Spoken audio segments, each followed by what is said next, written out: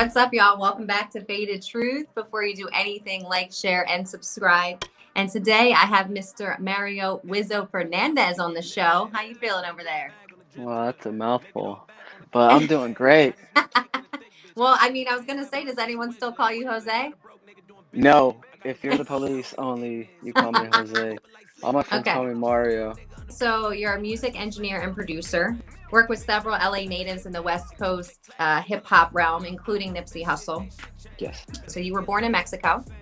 yes. Probably only lived cumulatively about 7 years in Mexico. I went to an all-boys school, so I remember that. That was pretty tough. And I remember my neighborhoods. I just remember the feeling. Like it's just not a lot of opportunities. So yeah, I don't Okay, miss so it. then Not gonna lie. how'd you get to Cali? We immigrated. The first city that I actually landed on was Santa Ana, which is where I reside now. And then we moved to East LA, and then we moved over to the Bay Area. And then I spent the last 14 years in Santa Ana. So I've Okay. just been like a California native. Did you were you always into music at a young age? I was actually I wasn't to making music, but I didn't really consider myself like I want to be a musician. I more or less wanted to kind of just change the world, and I was looking for opportunities that kind of guided me in that direction. Like, how can I do that? And that's kind of what got me started in technology, and I was just kind of a tinkerer and just involved in that stuff. And from that game came kind of my passion into like computers, technology, software programs, and I was going down this path of just being a technologist, just being part of the computer world. And one day it just kind of occurred to me that although that was cool, I didn't really like it as it wasn't a passion. And at this point, I had been in bands. I had just started making beats, just kind of like whatever. And one day I was like, you know what? It dawned on me that the best way to change the world is to change the way people think, and the quickest way to people make themselves change their thoughts is to pieces of music. And so that kind of allowed me to take all that technology and the application of like the science of sound and like psychology and all that stuff. It drove me into music, and I was like, this is what I need to be doing, because it kind of marries all of those disciplines that I had. Like, I don't need a computer guy. Like, I'm my computer guy. I'm my own computer guy. Like, I don't need a plug for sounds. I find my own sounds, and I know the technologies like the torrents and like Napsters and all that stuff. Like, I was already tapped in with this whole technological revolution. I mean, and this happened over the last 10, 15 years, right? And I was tied to the beginnings of all of those things. So for me, it started more or less just kind of like, how can I influence society? And then it just became this like, okay, music. And luckily, I was able to be part of, the situation with Nip and his vision, which was to touch people with music as well. So it kind of was dope for me to be able to have like, this plan that I had, and then to have like what you think is plan B, and like, it's always plan A. So for me, it's just coming around to the same plan A, you know? Right. Full circle. Yeah. I mean, that's crazy that you thought that young that you wanted to change the world, that you like were conscious of that. I think it came from just, migrating to the US, and just knowing that I have to take advantage of the opportunity, um, just because it's just, my parents worked so hard for that. It's just always been in the back of my mind that I just, I can't not go hard. Yep. Yeah. You started your internship in 2009 at a post-production Yes. studio. Yes. So was that your first like gateway into the music part of it? Yeah. Because Yeah. before you were tech, Yeah. so Yeah. okay. Actually, that was, one of my friends. Actually, he was kind of just this crazy party animal, man, and he just knew everybody. And he's like, "Yo, like, I want you to meet this dude. Like, I think you guys will click." And I had just started like getting software, and I'm talking like the beginning, and he connected me with this dude, and this dude's like, yo, like, come through, bring some weed, because I was a weed man. So I was like, got it, I got you. So it was like being able to be part of that was just like, it was dope. I just got taken under somebody's wing, uh, and just having that go-getter attitude, just like whatever was needed, I would bring it. And I really got ushered into, like, walked into this whole, like, pro tools and best practices, and like how to record artists, and like everything that, like, I probably would have learned if I would have taken one of these, like, courses or classes and everything. I was able to get a mentor, and I'll still shout him out, Steve DeMarchi. I can't thank him enough for really just teaching me everything about anything that I needed to learn, from Pro Tools, the software, how to, and obviously it helped that I was a technologist, right? And I never really had computer problems. So, and I was tapped in with the just programming world, that I was able to just learn quickly. But yeah, that was my first real gig. That's crazy. Crazy, that. Yeah, well, I mean, within every industry, it's like you always have to find somebody that's willing to help you, Right. and give you that chance, because you had no history in the music part of it. But you know what I mean? Right. Like, they gave you that chance, and then look where you're at now. So it's like, I hope I can give somebody that opportunity in, like, something that they're doing, one day, because I know how, like, far I came just from certain people, thinking, like, having my back and having faith in me. It's a lost art form. It really is. It's a very lost art form. A lot of people want to put themselves on, and they never really think about, building their team around them and building a lot of people that are winners, because if you build yourself as a winner and build winners around you, it's hard to lose. Can you play any instruments? Yes, I play guitar, drums, and bass. Oh, okay. Which one's your favorite And to play? keyboard. Guitar. I love guitar. Yeah, guitar and bass.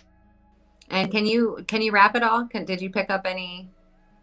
I songwrite, so I have song written before with people, and I have, like, I rap lyrics, but I never, like, when I started my music journey, like, Latin rappers weren't a thing, so I was like, it was way too early, it would have been, like, super hard to brand myself that way.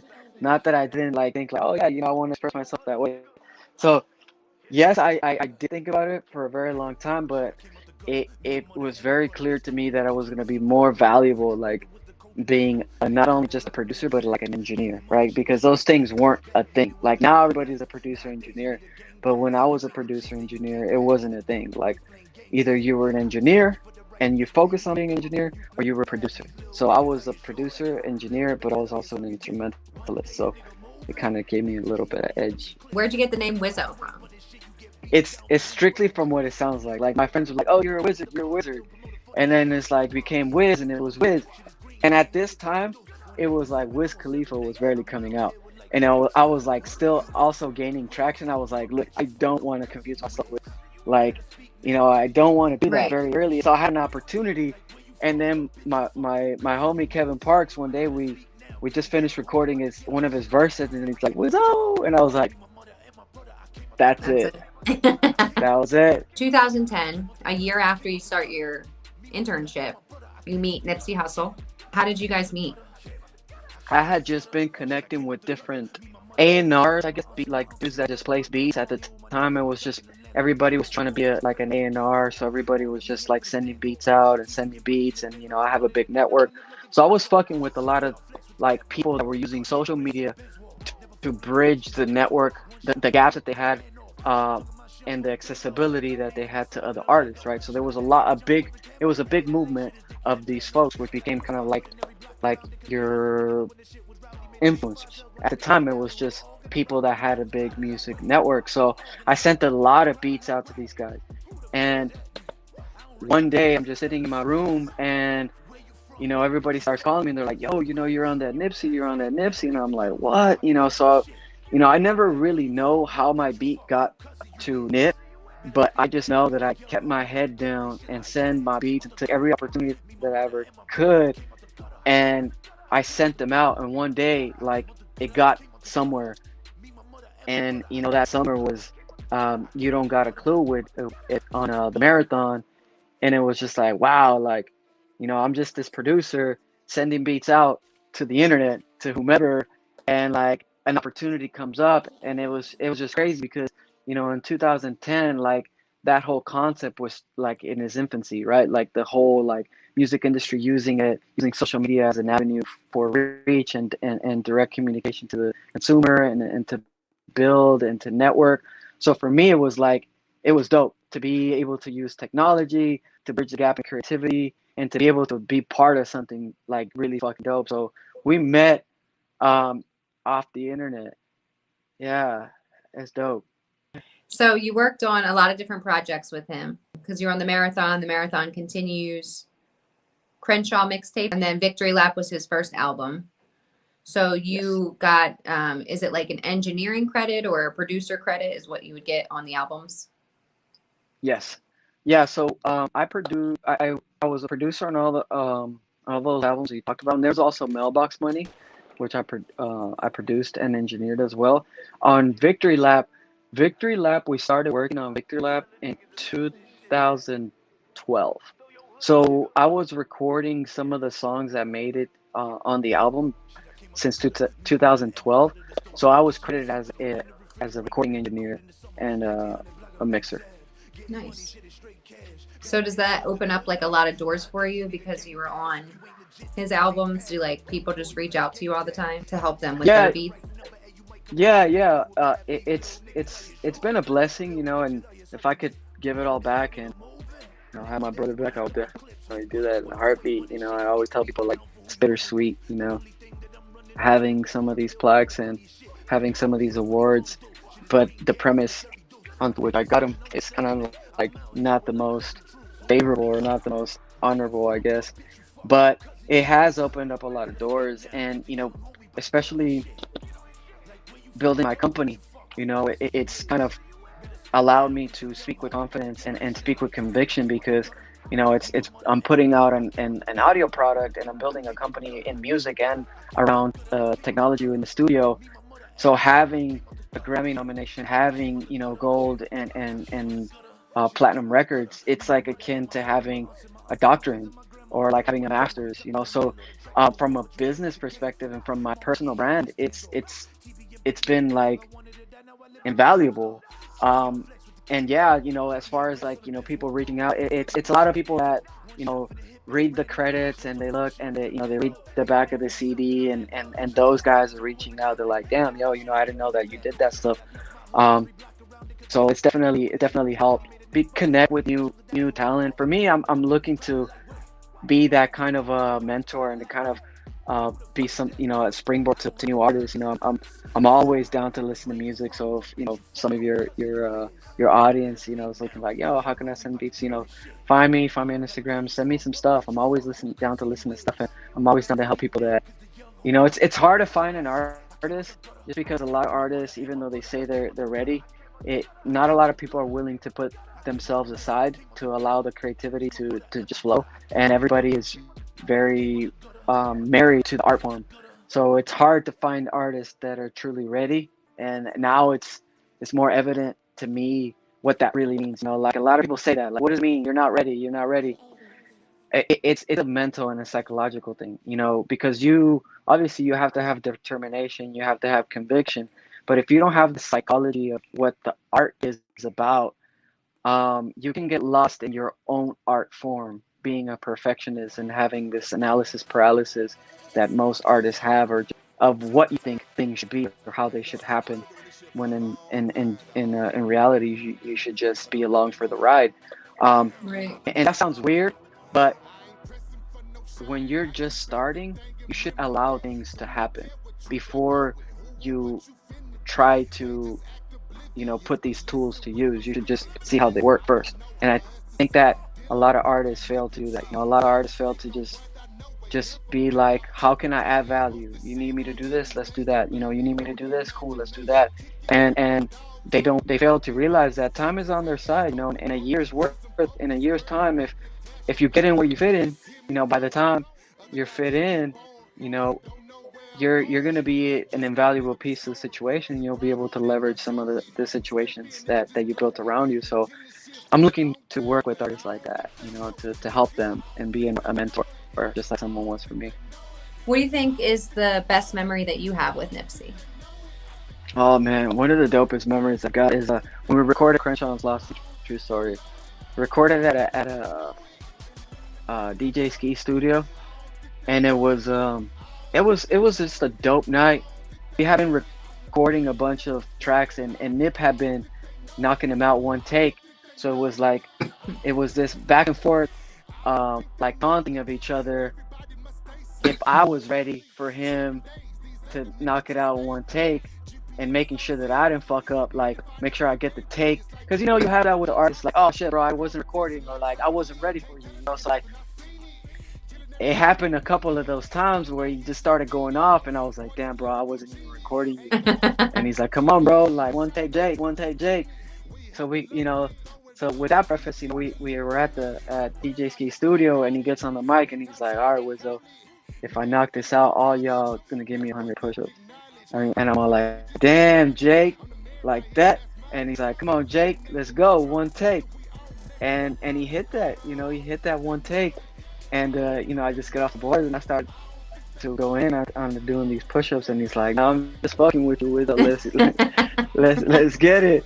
And we recorded it again because he was a perfectionist, right? But that one take was fire, and every time I go back to that session, I can hear that, it's like it's in the recording, like, yo, if I do this in one take, y'all owe me 100 push-ups. So it's like a cool memory because it just kind of gives you kind of a clue into his work ethic. He could just one take shit, or he would take his time, but he was always like, fucking with you, and it was always just fun in the studio, and it was just like a dope time. I was going to ask you because, you were working so close and friends with Nipsey, if he ever talked to you about the CMOS and, because he was doing the documentary on Dr. Sebi. So I was going to say, like, during your conversations, did he ever bring up health to you and like what he's kind of doing for himself? And did it kind of get you into the vegetarian thing, or how did that come about? Sometimes we would just order a lot of chicken wings or like a lot of like fish or something like that. But most of the time it was always good ingredients. He always preached about good ingredients, just having good food that had real ingredients. But as far as like the vegetarianism, you know what? That actually came afterwards. It just clicked one day. I was like, you know what? I don't know if I like cow. It's a Nipsey line too. You gotta kill a cow if you want to eat steak too. So I started to think about that, and I was like, if people actually killed the cows that they need to eat, people would kill less cows.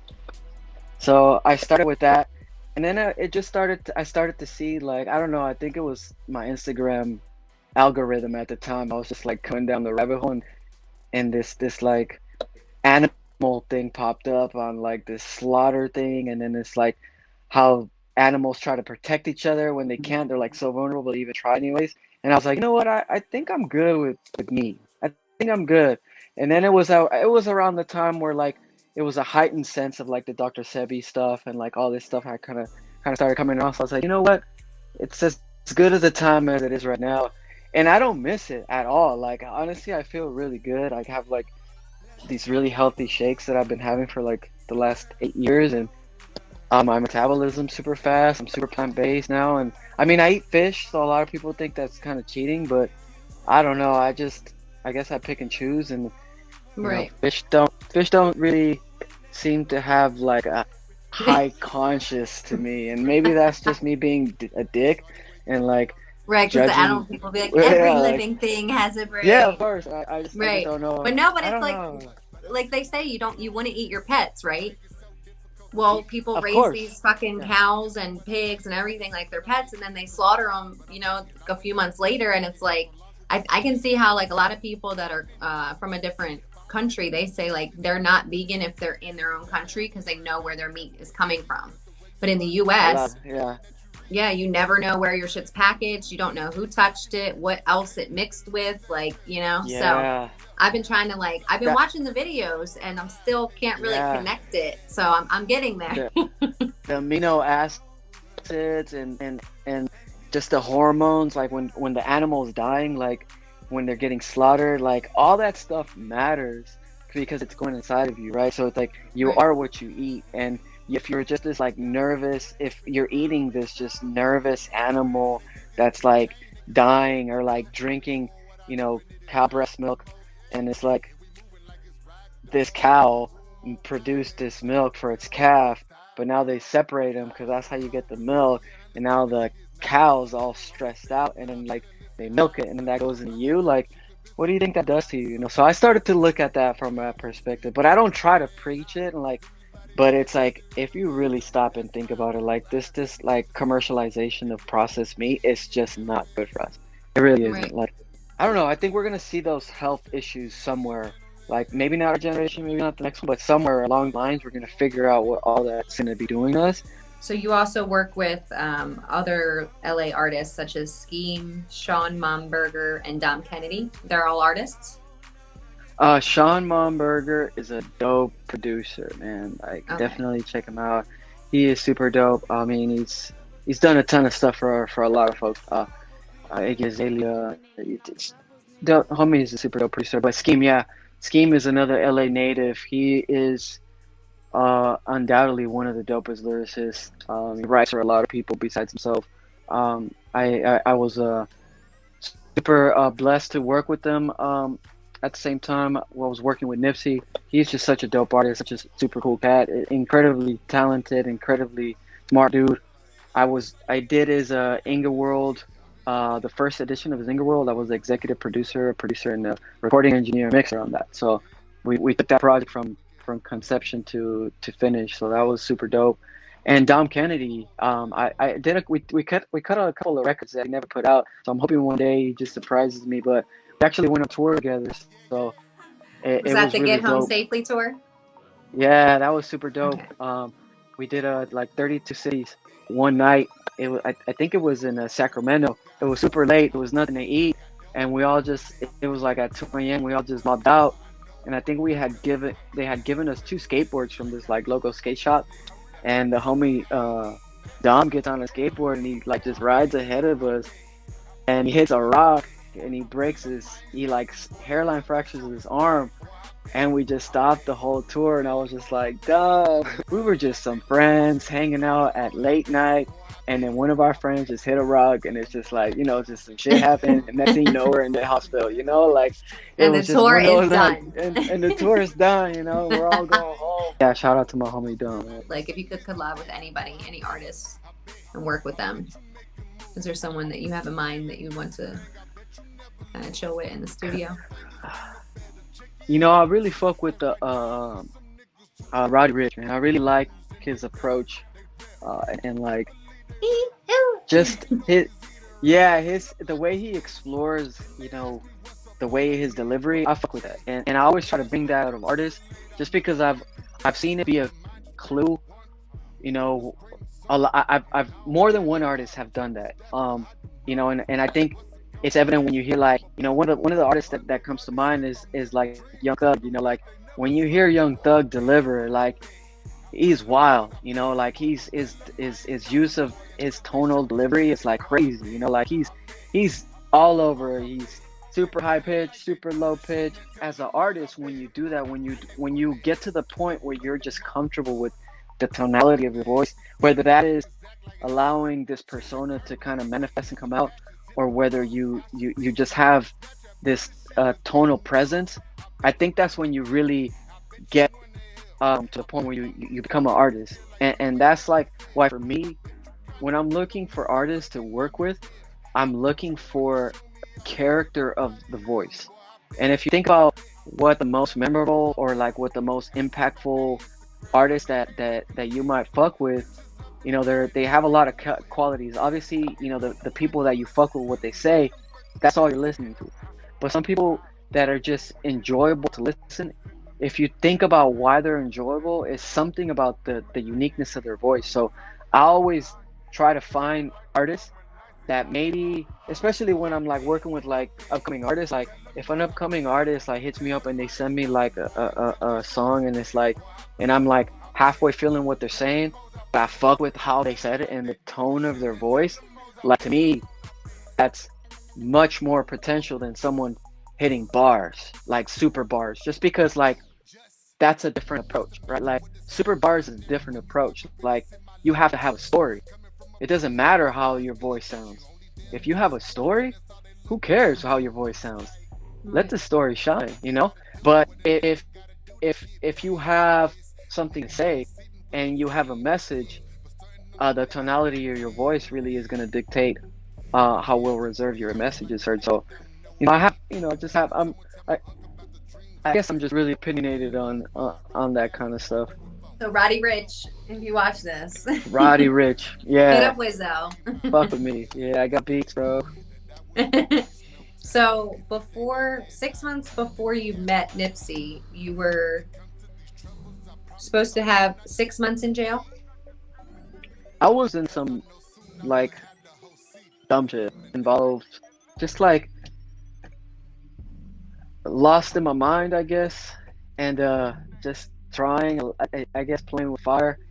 If I hadn't gone a lawyer and if I hadn't been diligent and smart about what the potential issues that I could get myself into, which is, a big preface into that it's easy to get caught up and really hard to stay out of like these weird and wild minimum sentences, right? Like they're just wild. Like if in comparison to like some of these super violent acts, like you're just like, wow, how can Right. and for Like me it that's was just people like, are in damn, jail for a gram that's of weed crazy. Yeah, and and they're it's there crazy for me. 20 years.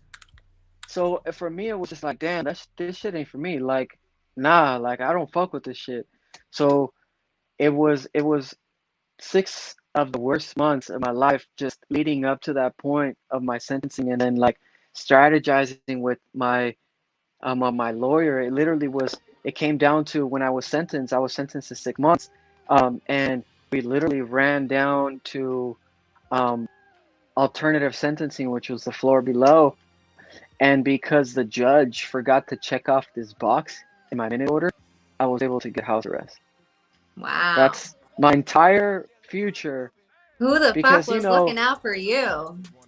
right? And it was like, call it what it is, whatever it is, you become a different person once you get put through those things. And I didn't want to become that just because I've had friends that, for whatever reasons, they go in and, yeah, whatever street credit. I don't need no kind of street credit like that. I'm already good in the hood, I didn't need that. I already had too many good things for myself, so I was never about that. It was a drawback for me. It was like, fuck, like this shit is terrible. Like I'm about to take off, and now I have to deal with some bullshit. I just put my mind to it. I didn't accept it, and I manifested the opportunity for myself to get another opportunity. I manifested guidance, and with that guidance, I was able to continue on my journey. Hey, that's what I'm talking about. Manifestation. Yes, So it's you're real. sitting home for 6 months on house arrest. What are you doing? Are you just working the whole time? Just head down in the Yeah. computer? Yep. You know what I did? Um, I ended up focusing on all the things that were gonna make me much better at what I did. So, I went down the rabbit hole with electronics and how they relate to music, and I went down. I put on my nerd hat on, and I built a microphone. I built a music compressor. And I ended up getting into these forums and these groups, and and these forums and these groups, they vibe with the old school engineer world, right? Like, the kind of stuff that is legendary, like uh, Eddie Kramer. You're talking about the guys that preceded this whole movement. Um, and those guys, they were real engineers. They had lab coats on. These guys, this was a different world.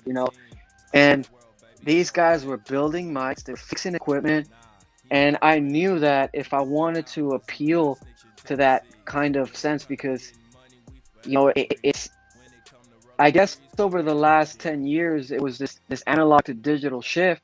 Right now is a big just kind of a resurgence of the analog movement. But at the time, it was just this the analog to digital shift, And for me, I wanted to be good in both worlds. So I was like, you know what? With these 6 months, what I'm gonna do is I'm gonna get good at everything. Everything that's gonna get make me be invaluable to everything that I'm doing. I'm gonna learn. So for 8 months, I learned about building mics. I built a mic. I built a preamp, and I built a compressor. And I got really good at Pro Tools. And I learned about all these audiobooks and signal flow and engineering and placement of microphones and speakers and just everything you can think of, like all the shit that you don't have time for. I had all Like the your time. quarantine before quarantine. And that's why I was like, I've been doing this. Like I've been this doing this this. is like I'm good with this. And that's why I tell people like, yo, when I'm on the first flight to Mars, me and Elon gonna be like, I'm gonna tell Elon, bruh, I've been on tour buses. I've been in quarantine before quarantine. Like I'm built for this, bro. I eat frijoles. I'm vegetarian. I You can just live gonna on be floating protein around up shakes. there. I'm good. Like I don't need no steaks. Like you guys can feed me. I don't I'm need the good. fucking Let's tube go to meat. yeah, exactly. Let's go to Mars. I'm good. Do you think, like, because I know you had that, and then also you had, your equipment and everything just get robbed from you, studios robbed from you. Yeah. So, what do you think's been like the biggest adversity or obstacle that you faced so far, with this industry? You know what? In the beginning, it was just breaking the mold of what an engineer was supposed to be. When I really started doing this engineering, engineer was just an afterthought. Nobody was just like, oh, nobody's thinking like, oh yeah, let's, the cool, the engineers, it was just more or less like, it was a you do as you're told position. And for me, it was coming in and speaking truth to power to this position and being like, you know, without my ears of last years before the masses. And if you really step back and you realize where history's been made, it's been a marriage between the artist and the engineer. So for me, it was breaking that mold. It was breaking that stigma, and and of course, coming into these situations where now it's very dynamic and is very inclusive. But there was a lot of situations where I was definitely a minority in this situation, and I have to kind of always um, come in with a strong personality, and obviously it all worked out. Can you tell me about the Bitstream audio technology? So basically, you allow music composition to be easier for Cor- creators in the studio, or yeah, correct. I actually have it right here, so I can oh, let it. There it is. So, um, Bitstream Audio, yeah. So Bitstream Audio it's a technology that I came up with in the studio with my friend Mike Free and with Little John.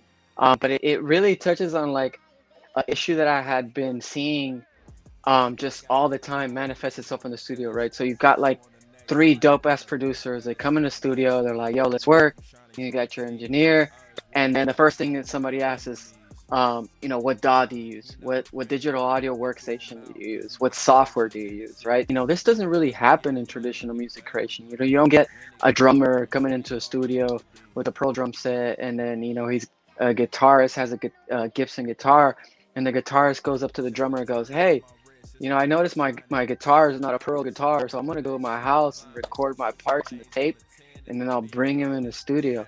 And that sounds dumb when you think about it like that, but that's exactly what happened to us producers in the studio. Is you're going into the studio and the software that you use it becomes an issue because you really can't fluidly collaborate with people. You have to press start at the same time. You have to airdrop files. You have to do all these acrobatics to get to the same point.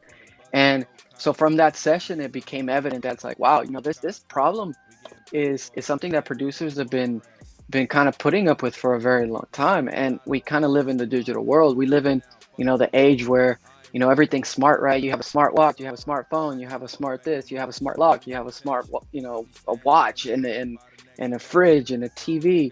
And it was like, wow, nobody's ever really thought about a smart audio interface. There really hadn't been anything out there that allows for more than one computer to take the audio and kind of mesh it together to make it seem like it's coming out of one place.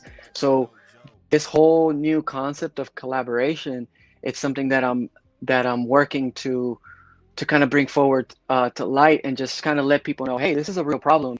And we live in a technology bias a society that, you know, there's these solutions are out there. And I think that they hadn't been manifested because there's just hadn't been people with the uh, just enough tech skills and just enough music skills to kind of put them together. So I felt pretty blessed that I was like, you know, through the early tinkering that I had done, through all that initial It all leads up to computer, this. it all led up to that. You know, it everything, like everything I've ever done leads up to me putting this company together. You know, all the relationships that I've ever built, you know, being in the studio, get having a mentor, knowing about the, you know, music, and then being a technology, it leads up to this.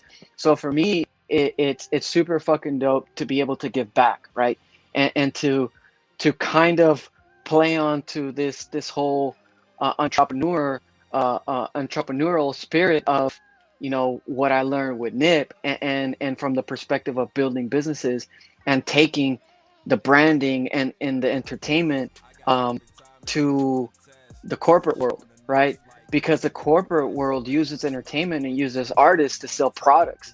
So to be able to be an artist that brings forward a product for producers, by producers and musicians, you know, that to me is what's really dope for my opportunity to be able to do that. So at the stage where we're about to drop this, so I'm super excited.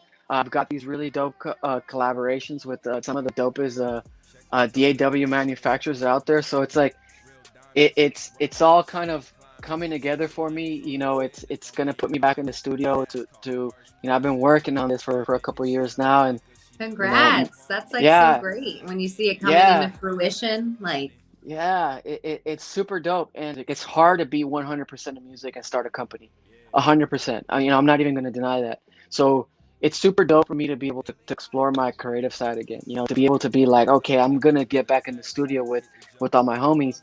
Now that I've got this dope product to bring in, now I can be, you know, I can be the plug again. You know, literally be the plug. You know, the guy that you can plug your computer into. So at the same time, be part of and to contribute in the ways that I can to this whole entrepreneurial spirit that Nipsey kind of brought, this whole situation and ownership, and what that means to my personal journey. Um, it's really dope to be able to give back to that, and you know, in multitude ways. You know, I'm not sure if you're, you know, in this whole NFT wave and this crypto wave, but I'm big in that community as well. So I you know, I'm just bringing art and bringing technology to everything that I'm doing, and I'm probably gonna um, release and maybe give away the first of the audio interfaces. Maybe this one, because this was the first one. it looks so cool. I'm probably gonna give this one away through an NFT. So definitely, people that are, you know, your audience, definitely tap in with me. I want to keep that whole vibe alive of what, you know, the marathon team and the all money in team and all that stuff that we kind of put together. I just want to keep building on top of that in my own rendition of it, my own interpretation of that. So I'm super blessed to be able to do this. Shout out my mom, really. Shout out, mom. No, shout out moms. Yeah, shout out, you know, all, you know, my business partners. Shout out, you know, my all of you know, everybody that fucks with me, and you know, just everybody out there with a dream, and just really trying to figure out if what they need to do. I'm hoping to kind of just be kind of a pillar and a voice to a lot of those people that are out there just trying to figure out like, hey, you know, I want to do something with myself and my life, and all I can say is, you know, there's only plan A. Even when you think there's more plans, if you just think it's plan A, you know, somewhere along the line, all those useless skills that you have are gonna pay off. And I think that's important because for it was a very long time that I felt lost. Um, so I want to say shout out to determination. So Um, for more Amen. importantly, yeah, you know, I'm shouting out everybody's determination out there because I think that's so important. All right, Wizzo, thank you so much for being on the Yeah, show. Did you have a good time? I had a great time. Yeah, and it seems like you went in deep with my story, so I appreciate that. Thank Yeah, you thank you for for allowing me to sharing. I tell my appreciate story. it. Until next time, guys. Peace out. Shit, I came out the gutter. Me, my mother, and my brother. The stove in the kitchen was heat for the winter. Refrigerator was the cold in the summer. 1900 block of Mapes Ave. Getting money, shit is straight cash. Back then it was the good life. Nowadays you need a gang pass. If you ain't legit, then you can't pass. Them young boys playing gang tag.